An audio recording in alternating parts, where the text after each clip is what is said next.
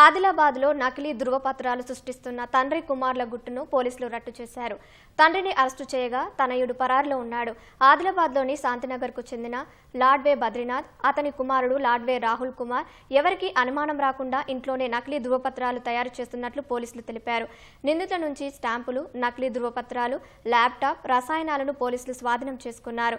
ఆధునిక సాంకేతికతను ఆసరా చేసుకుని దుండగులు మోసాలకు పాల్పడుతున్నారని, దానికి గురికావద్దని జిల్లా ఎస్పీ అఖిల్ మహాజన్ సూచించారు.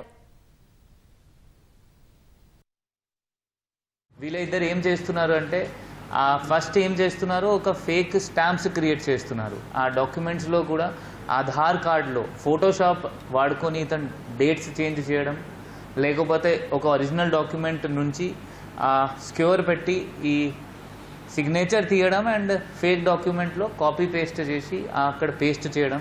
ఇది అన్నీ మనకి ప్రూఫ్స్ దొరికినాయి. చాలా రికార్డ్స్ చాలా దొరికినాయి. దీనిలో birth certificate fake, death certificates fake ఉన్నాయి. మనం సెపరేట్గా ఒక టీం ఏర్పాటు చేసి ఇది ఇన్వెస్టిగేషన్ చేపిస్తాము. సో దట్ ఆల్ అక్యూజ్డ్ ఎవరెవరు ఇది వాడుకున్నారు వాళ్ళు కూడా ఐడెంటిఫై అవుతారు.